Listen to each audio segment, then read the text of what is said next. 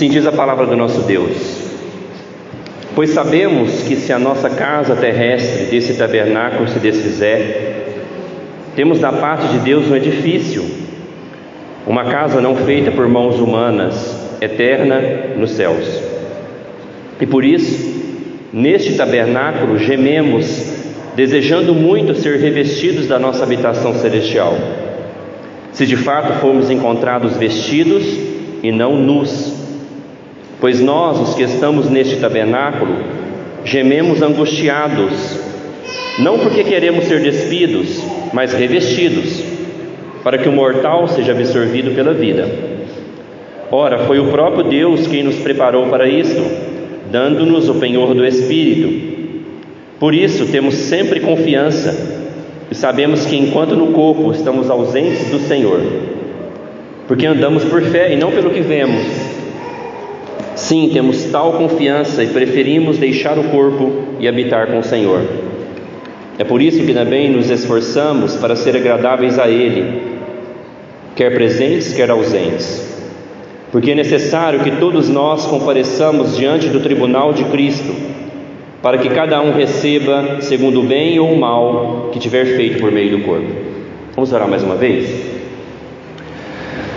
Senhor Deus, que o Espírito Santo, que é o nosso penhor, possa nos mostrar as verdades do Senhor essa noite, e que hoje o Senhor nos prepare um pouco mais para o grande dia do tribunal do Senhor. Que a gente se vista hoje de Cristo. Em nome dele eu oro. Amém. Meus irmãos, você tem o corpo que você deseja? Você queria ser mais alto, mais baixo, o pé menor ou o pé maior? Todo mundo tem algum probleminha com o seu corpo, né? Eu queria isso, eu queria aquilo. Se você pudesse mudar alguma coisa no seu corpo, o que você mudaria? Pensou? Calma. A Bíblia fala que na eternidade nós teremos o corpo que nós vamos estar totalmente satisfeitos com ele. Um corpo sem defeito, sem problema. A Bíblia fala, meus irmãos, de uma espécie de teologia do corpo. Em 1 Coríntios, no capítulo 6, ali o apóstolo Paulo vai nos falar que o nosso corpo, na verdade, ele nem é nosso. O nosso corpo, ele foi comprado por Jesus. 1 Coríntios, capítulo 6, versículo 19 e 20, fala isso. O corpo do crente não pertence a ele mesmo, ele pertence ao Senhor, porque o corpo do crente foi comprado por preço. E ali o apóstolo Paulo falando isso, ele fala que também nós somos um santuário de Deus. O nosso corpo, ele é um santuário do Espírito Santo, e ele não pertence a nós mesmos. Então, se a gente fosse fazer hoje aqui uma teologia do corpo, eu diria que você tem que cuidar do seu corpo. O nosso catecismo da nossa igreja, ele vai dizer, inclusive, na pergunta 136, o catecismo maior, fala que nós devemos comer bem e cuidar do meu corpo. Se eu não faço isso, eu estou de alguma maneira infringindo o 6º mandamento, que é não matarás. Então, cuidar do seu corpo é uma coisa que é importante para Deus, porque o nosso corpo, ele pertence a Ele. O nosso corpo é a habitação do Espírito, é santuário de Deus. Paulo, ele vai entrar nesse assunto do corpo agora, meus irmãos, porque tinha uma visão gnóstica naquela época, do mundo grego-romano. O gnosticismo dizia assim: o que importa é a alma, não importa o que você faça com o corpo. Por isso que os coríntios, por exemplo, entravam em pecados sexuais, de imoralidade sexual, porque essa visão gnóstica entrou na igreja, que o que importa é o que eu faço com a minha alma, o meu corpo não importa. Mas não, nós vamos ver aqui que o nosso corpo e a maneira que a gente vive, que a gente faz com ele, é tão importante, que até a minha eternidade depende de como eu vivo com o meu corpo. Porque hoje nós vamos ver que nós estaremos um dia todos diante do tribunal de Cristo, e nós devemos hoje nos preparar para o dia do tribunal de Cristo. O nosso tema você viu lá a chamadinha que eu coloquei? O tribunal de Cristo. Nós estaremos nesse dia. Então, se eu tenho fé e santificação, essa fé e santificação ela se torna materializada na maneira que eu vivo com o meu corpo. Uma fé, ela se materializa da maneira que eu vivo. Uma santificação, ela entra num processo na maneira que eu vivo, e tudo isso se dá por meio do corpo. Nós não somos crentes gnósticos. Nós devemos cuidar tanto da espiritualidade, mas também desse corpo físico, que ele é um tabernáculo. E atualmente nós temos um tabernáculo. Olha que interessante como o apóstolo Paulo vai falar do corpo. Tabernáculo, o que era? Era o local da presença de Deus na velha aliança, quando não tinha templo ainda. Então por que o apóstolo Paulo usa essa linguagem para falar do corpo atual? Tabernáculo, temporário. Porque o que seria a presença de Deus permanente na velha aliança? O templo. Então antes do templo tinha o tabernáculo, lembra? Então ele chama o nosso corpo de um tabernáculo, ou seja, uma presença móvel, temporária, e algo também fraco. Tabernáculo ali era numa tenda, né? Imagina que uma ventania forte poderia derrubar aquele tabernáculo, aquela tenda. Ou seja, ele usa essa linguagem para mostrar que nós estamos num corpo temporário, nós estamos como peregrinos nessa terra, e o nosso corpo, ele é um tabernáculo, ele é fraco, ele pode ser derrubado. Mas, meus irmãos, diz que a nossa esperança, a esperança do apóstolo Paulo, que ele nos traz hoje, é que há um dia uma casa, um edifício. Olha o versículo 1, o que ele diz: pois sabemos que se a nossa casa terrestre desse tabernáculo se desfizer, temos da parte de Deus um edifício, uma casa não feita por mãos humanas, eterna nos céus. O que ele está falando? Se essa casa que eu moro atualmente, esse corpo, se ele se desfizer, o que é isso? Se eu morrer, nós sabemos que há um corpo que seria como um edifício permanente, forte, perfeito, eterno nos céus. E daí, meus irmãos, vai dizer se mesmo que a gente possa morrer, mesmo que as más notícias cheguem, e cheguem más notícias de graves doenças, isso não nos desespera, porque nós sabemos que se nós morrermos, um dia nós teremos um corpo que não morre mais, um edifício firme, permanente, para sempre. Então, cristãos que servem Jesus, eles não precisam ter medo da morte. Nós não precisamos entrar em desespero por os nossos entes queridos que já morreram, porque lembra que eu falei umas 2 semanas atrás? Eles vão ressuscitar. Todo crente vai ressuscitar um dia, e essa ressurreição é corporal, meus irmãos.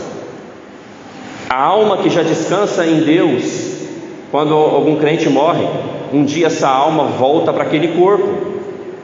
Nós teremos esse edifício um dia. O nosso corpo não vai ser um tabernáculo fraco, ele vai ser um edifício, ou seja, um local da presença de Deus, firme e para sempre.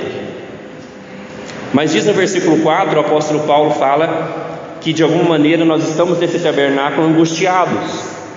Versículo 4 ele fala: pois nós, os que estamos nesse tabernáculo, gememos angustiados. Por que, meus irmãos? Nesse corpo, nesse tabernáculo, nós sofremos, não é verdade? Nós sofremos enfermidade, nós sofremos angústias, problemas emocionais. Não é que nós queremos morrer, mas nós queremos um dia ficar livre desses problemas que nós sofremos no nosso corpo. Talvez você já sofreu muito com doença. Nós estávamos falando de problema de menino, né?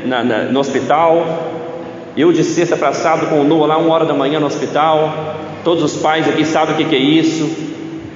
Más notícias de doença na família.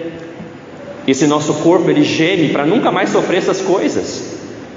Nós ansiamos de alguma maneira por essa eternidade, onde nós não vamos chorar mais, nós não vamos chorar o luto mais.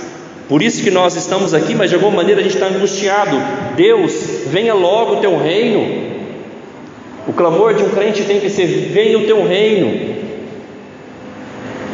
para que nós possamos gozar de tudo isso.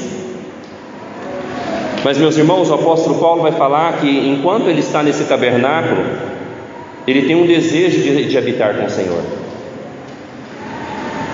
Se você olhar comigo agora no versículo 7, quando ele fala que nós não andamos nós andamos por fé e não pelo que vemos.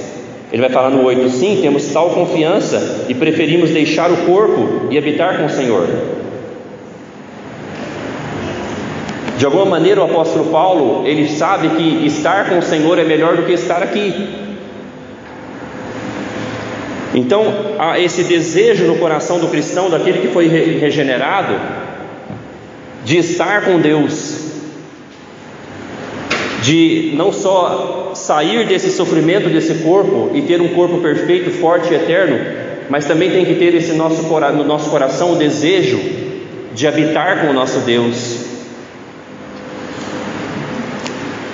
E diz o apóstolo Paulo que quem nos prepara para isso, quem coloca esse desejo no nosso coração de habitar com Deus, de estar diante de Deus, é o próprio Espírito Santo. E vai chamar o Espírito Santo agora de o penhor disso tudo. O que é o penhor? É a garantia. O Espírito Santo é a garantia que Deus vai trabalhar no nosso coração para que nós possamos ansiar pela eternidade, ansiar pela vida eterna, ansiar para estar com Deus. Nós não queremos ir para o céu só para ficar livre do inferno. Um crente que foi regenerado com o Espírito Santo trabalhou no seu coração, ele deseja o céu porque Deus está lá. Ele deseja o céu não só para ficar livre das dores desse mundo, ele deseja o céu porque lá ele verá e viverá eternamente com o seu Senhor. Então o apóstolo Paulo fala que de alguma maneira ele prefere deixar esse corpo e habitar com o Senhor. Tem que ter, meus irmãos, no nosso coração esse desejo pela eternidade, esse desejo de estar com Deus. Daí talvez você fale assim: pastor, mas a gente vai ficar pensando no céu e a vida aqui? Você sabia? A maioria dos teólogos defendem que os homens que mais impactaram essa terra eram os homens que mais ansiavam pelo céu. Porque da maneira que eu anseio para encontrar com Deus, para estar com Deus, isso impacta tanto a minha vida, que eu faço mais coisas nessa terra, eu faço melhores obras nessa terra. Porque o que diz Jesus: aonde está o teu tesouro, aí está o teu coração. Se o teu tesouro está em Deus, em ter essa comunhão eterna com Deus, seu coração está no céu. E daí você é impactado de tal maneira que você vive nessa terra como um verdadeiro cristão, impactando essa sociedade. E nós temos um penhor, meus irmãos. O que é o penhor? O Espírito Santo no nosso coração. Ele nunca vai deixar de trabalhar no nosso coração para que a gente anseie a presença de Deus. Eu digo que um crente nunca tem sossego para pecar. Um crente verdadeiro nunca vai ter sossego para deixar a igreja. Por quê? O penhor vai estar sempre trabalhando no coração dele, para que ele anseie pelas coisas eternas. Mas, meus irmãos, então mesmo que as coisas aqui nesse corpo possam estar difíceis para mim e para você, a gente continua confiante. Olha o versículo 6, o que ele diz: por isso temos sempre confiança e sabemos que enquanto no corpo estamos ausentes do Senhor. E no versículo 8 ele fala: sim, temos tal confiança e preferimos deixar o corpo e habitar com o Senhor. O apóstolo Paulo fala que ele tem confiança duas vezes, que mesmo que ele sofra nesse corpo as angústias dessa vida, as consequências do pecado, as consequências dele trabalhar na missão de Deus, ele está confiante. Por que ele está confiante? Por aquele que ele disse anteriormente: sabemos que se tabernáculo se desfizer, nós teremos agora um edifício eterno nos céus. Então o crente, meus irmãos, ele pode estar sofrendo, mas ele está sempre com atitude positiva. Ele está sempre confiante de que tudo coopera para o bem daqueles que amam a Deus. Ele está sempre confiante, ciente de algo maravilhoso, algo santo, algo glorioso, um corpo espiritual sem pecado, sem doença, sem nunca mais temer a morte. Ele está confiante que tudo isso o espera. Então o crente, ele é alguém que mesmo sofrendo, ele está trabalhando, vivendo de uma maneira, uma atitude positiva, porque ele está confiante. Por que ele está confiante? Ele confia nas suas próprias obras? Não, porque tem o penhor no coração desse crente. Quem é o penhor? O Espírito Santo, trabalhando no nosso coração sempre. Mas, meus irmãos, nós ainda estamos nesse tabernáculo. Então, como eu falei, nós temos que cuidar desse tabernáculo. Eu meditando para pregar essa semana e sabendo de tudo, né, que eu já estava meditando, e eu arrumando para sair, acharam: onde você vai? E eu estava indo fazer minha caminhada. Eu falei: estou indo cuidar do meu tabernáculo. Dela, como assim? Ele fala: calma que domingo você vai entender. Entendeu, né? Enquanto nesse corpo nós temos que cuidar desse tabernáculo. Ele é o que Deus nos deu. Você fala: pastor, mas não está muito legal o meu tabernáculo. É esse que Deus te deu. Cuida dele, ele é a presença de Deus. O corpo não é seu. Enquanto vivemos, devemos cuidar do nosso corpo também. Mas, meus irmãos, enquanto estamos aqui, o versículo 9 vai falar como que nós temos que viver em relação a Deus. Em relação a Deus, ele fala: e por isso que também nos esforçamos para ser agradáveis a Ele, quer presente, quer ausentes. Então o apóstolo Paulo fala: então agora, com esse corpo que eu tenho, nós devemos nos esforçar para sermos agradáveis a Deus. Achei interessante como ele trabalha a questão da santidade. Porque quando a gente pensa em santidade, a gente sempre pensa o seguinte: o que pode e o que não pode. Aqui ele trabalha a santificação de uma maneira seguinte: o que agrada a Deus e o que não agrada a Deus. E ele fala: nós estamos nos esforçando para vivermos de uma maneira que seja agradável a Ele, ao nosso Senhor. Então, meus irmãos, enquanto estamos vivendo, amanhã você sai para segunda-feira, para o seu trabalho, para o seu estudo, as mães vão cuidar dos seus filhos, os pais vão trabalhar, enfim, todo mundo aqui tem seus afazeres amanhã. A gente se preocupa, na maioria das vezes, em agradar as pessoas. Os trabalhadores vão perguntar assim: será que eu estou agradando meu patrão? A gente está sempre preocupado em agradar o outro, mas veja que um cristão, a sua maior preocupação é agradar o Senhor Jesus, porque diz que o nome dele está acima de todo nome. Jesus está acima do seu patrão, do seu esposo, do seu professor. Então a maneira de buscar santidade é perguntar: será que eu estou agradando a Jesus? E daí, meus irmãos, eu comecei a fazer algumas perguntas, porque Deus tem que trabalhar primeiro no meu coração, para que depois eu possa transmitir a mensagem à igreja. E eu comecei a pensar: será que da forma que eu vivo agrada a Jesus? Já que nós estamos falando de corpo, a forma que você se veste, mulheres, homens também, viu? A forma que você se veste, será que agrada ao Senhor? A forma que você trata as pessoas, a forma que você vai para o trabalho, você trabalha como se fosse para homens ou você trabalha para o Senhor? A forma que você serve na igreja, a forma que você usa o seu Instagram. Está vendo que o parâmetro que o apóstolo Paulo está falando aqui, enquanto está nesse corpo, é: eu me esforço para em tudo agradar ao Senhor. Podemos perguntar mais: a forma que você usa o seu dinheiro. Já pensou nisso? Você vai fazer um orçamento para o mês assim, e você pensa assim: será que dessa maneira eu vou agradar o meu Deus? Vou usar o dinheiro assim, assim, assim. Você vai comprar uma roupa, a gente sempre pergunta, né? Será que isso vai agradar a minha esposa? Já parou e perguntar assim: será que isso vai agradar a Jesus? Vamos pensar mais, vamos pensar sobre o domingo, o dia do Senhor. A forma que você usa o domingo agrada a Jesus? Você vê a igreja como mais um local de serviço, de trabalho, de cansaço?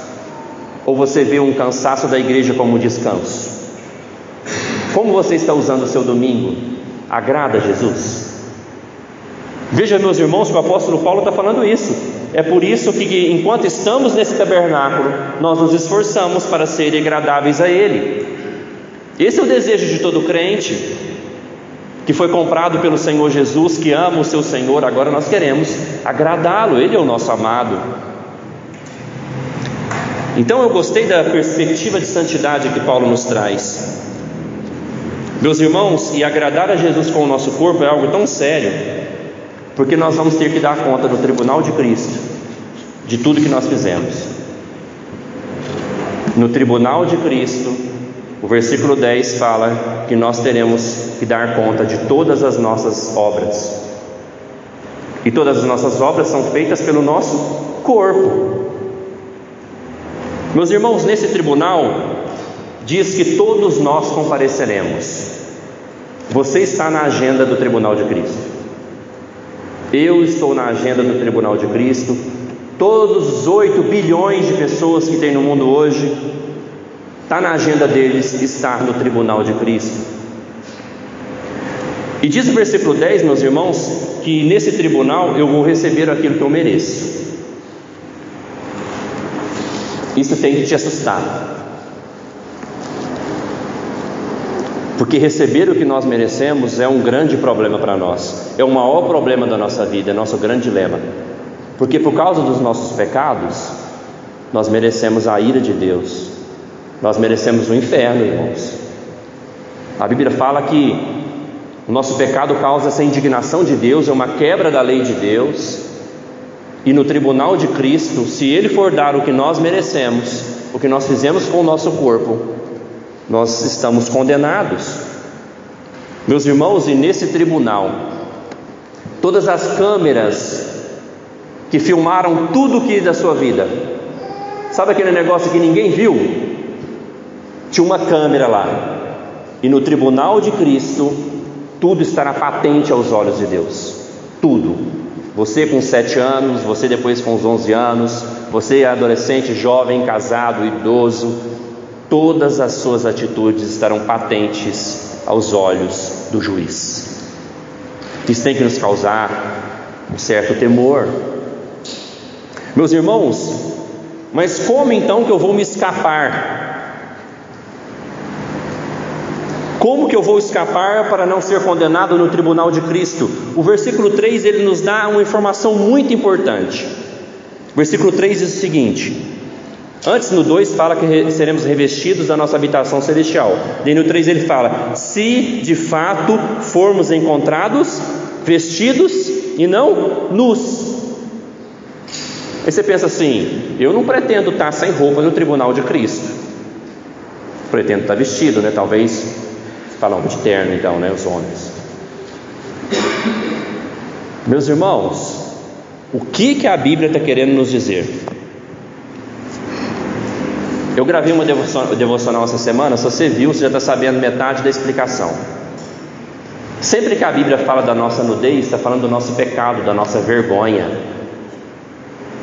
Lembra quando Adão e Eva pecaram? Diz que eles tentaram cobrir a sua nudez, porque sentiram vergonha, e Deus não aceita o que eles tentaram fazer, e o próprio Deus cobre a nudez deles, o próprio Deus cobre o pecado deles, aí já anunciando o Evangelho.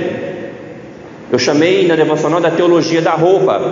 O Evangelho é Deus é que cobre o meu pecado. E daí, meus irmãos, a Bíblia vai nos mostrar depois um irmão chamado Jacó, que ele se veste do irmão mais velho para ser abençoado pelo pai. Esses somos nós.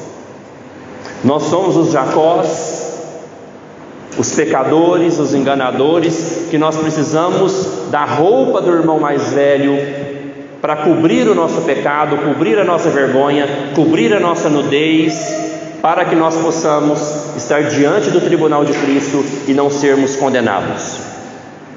Quem pode cobrir a nossa nudez, meus irmãos? O apóstolo Paulo chamou de a couraça da justiça. Nós precisamos estar revestidos de uma justiça perfeita. Quem é esse? É Jesus. A Bíblia fala que Jesus, como um homem diferente de nós, viveu uma vida perfeita nessa terra. Ele nunca pecou, nunca teve um dolo na boca de Jesus. Ele nunca pecou diferentemente da gente. E daí Jesus, quando vai para aquela cruz, uma das suas palavras está consumado, ou seja, ele está cumprindo toda a justiça de Deus, e ele leva naquela cruz os nossos pecados, ele leva ali a nossa nudez, a nossa vergonha. Então, meus irmãos, nós precisamos vestir o nosso pecado, vestir a vergonha dele com a justiça de Cristo. O apóstolo Paulo fala isso em Romanos 13:14. Ele fala: revistam-se do Senhor Jesus. Depois em Gálatas, Paulo fala no 3:27: porque todos vocês que foram batizados em Cristo Jesus se revestiram. Todo aquele que creu em Jesus e no sinal do batismo se batizou, vestiu a couraça da justiça de Cristo, e agora não está nu diante de Deus, está vestido diante de Deus. Isso é tão importante que eu quero que vocês abram comigo em Apocalipse capítulo 3. Lá em Apocalipse tinha um povo em Laodiceia que eles eram ricos. Apocalipse capítulo 3, eles eram ricos e eles achavam que pelas suas boas obras poderiam ser salvos. Olha o que diz o versículo 17, Jesus falando para eles: você diz, sou rico, estou bem de vida e não preciso de nada, mas você não sabe que é infeliz, sim, miserável, pobre, cego e nu. Versículo 18: aconselho que você compre de mim ouro refinado pelo fogo, para que você veja se de fato rico. Compre vestes brancas para se vestir, a fim de que a vergonha da sua nudez não fique evidente, e colírio para ungir os olhos, a fim de que você possa ver. Eu repreendo e disciplino aqueles que amo, portanto seja zeloso e arrependa-se. O que Jesus fala para eles? Vocês são pobres, cegos e nus. E Jesus fala: eu aconselho que vocês comprem de mim colírio para os seus olhos, e que vocês comprem de mim vestes brancas, a fim de tampar a vergonha da sua nudez. Veja que Jesus quer oferecer a sua justiça, oferecer as suas vestes de santidade, de justiça, para que nós não sejamos nus e sejamos vestidos para no dia do tribunal de Cristo a gente possa ser absolvido. Depois em Apocalipse 16:15, Jesus disse: eis que venho como ladrão, bem-aventurado aquele que vigia e guarda as suas vestes, para que não ande nu e não seja vista a sua vergonha. Ou seja, aqueles que creram, que já se revestiram de Cristo, continuem em Cristo, continue buscando a sua vida de santificação, guarde as suas vestes, guarde o seu relacionamento com Cristo. Meus irmãos, então o tribunal de Cristo não é para a condenação dos crentes, porque os crentes estão vestidos, e essa roupa você não compra no Certain Shopping. Em Isaías capítulo 55, o profeta Isaías diz que essa roupa é de graça, pela fé, por Cristo. Então nós não precisamos ter medo do tribunal de Cristo, porque nós não estaremos lá nus, nós estaremos lá vestidos. Mas, meus irmãos, a teologia da roupa, digamos assim, ela impacta a nossa vida, porque um crente agora, ele tampa só o seu corpo. Um crente agora, ele não quer mostrar o seu corpo. O único que pode ver o meu corpo é a minha esposa, e vice-versa. Por isso que em Apocalipse 16:15 fala: guarde as suas vestes, ou seja, mantenha a sua santificação com o seu corpo, cubra o seu corpo, não só com as vestes de Cristo, mas com as vestes de santificação. Meus irmãos, então aqueles que estiverem vestidos de Cristo não estarão nus, serão salvos. Mas aqueles que não se vestem de Cristo, eles serão condenados no tribunal de Cristo. Mas também, meus irmãos, esse tribunal, eles servem também para galardoar os crentes, porque diz que cada um recebe o bem ou o mal que tiver feito por meio do corpo. Ou seja, aquilo que nós fazemos hoje com o nosso corpo, como nós fazemos o bem, quando nós pregamos o Evangelho, quando nós amamos o próximo por meio de ações práticas, nós também receberemos no tribunal de Cristo galardão. Ele vai nos galardoar pelo bem que nós fazemos, pelo amor que nós demonstramos a Ele e ao próximo nessa terra. Então os ímpios serão condenados pelas suas ações, os justos serão salvos por Cristo e galardoados pelas suas ações. Então, meus irmãos, nós temos uma esperança eterna e física. A nossa esperança após a morte é física, sim. Nós teremos um corpo, e um corpo muito melhor do que esse, um corpo glorificado, um corpo eterno, um corpo sem pecado, um corpo espiritual. Nós nunca mais vamos gemer as angústias de ter esse corpo fraco, esse tabernáculo fraco e caído. As doenças ficarão todas para trás, as lágrimas nos olhos dos crentes ficarão para trás. Os nossos queridos que já faleceram em Cristo vão ressuscitar. Nós que, se morrermos em Cristo, vamos ressuscitar. A morte não tem a última palavra para nós. Mas enquanto estamos aqui, meus irmãos, que nós venhamos a desejar habitar com o Senhor a cada dia. O apóstolo Paulo fala: eu prefiro habitar com o Senhor, eu prefiro deixar o corpo e habitar com o Senhor. Que esse seja o desejo do nosso coração, de habitar com Deus, de buscar as coisas de Deus, de nos relacionar com o nosso Deus.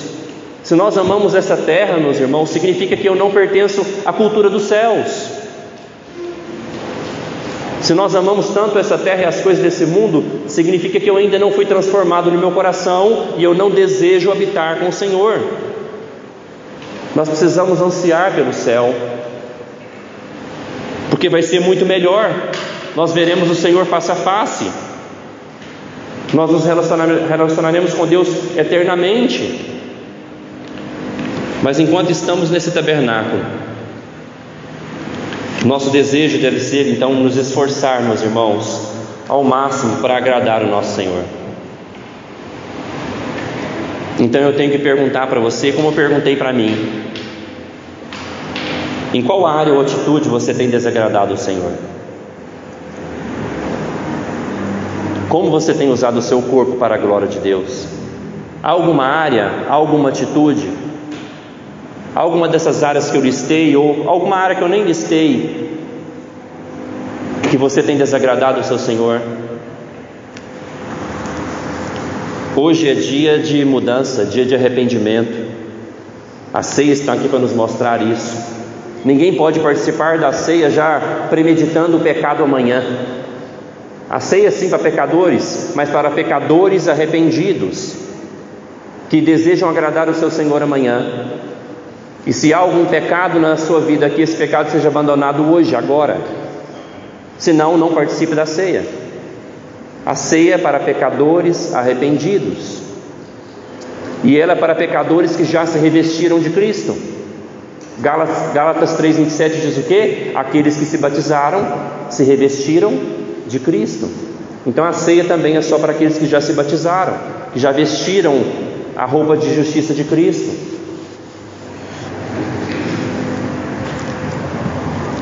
Também, como você cuida do seu corpo? Você está cuidando do seu tabernáculo? Está cuidando do tabernáculo? Ou precisa cuidar mais?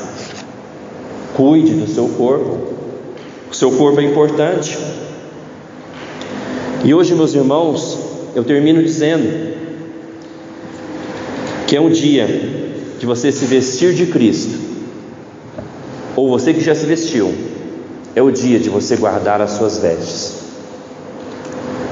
Porque enquanto estamos nesse corpo, nós estamos esperando, ansiando o edifício dos céus.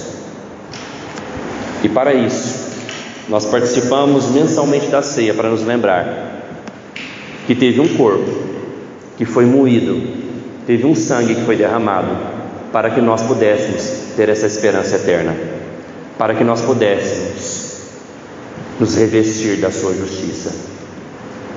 Oremos.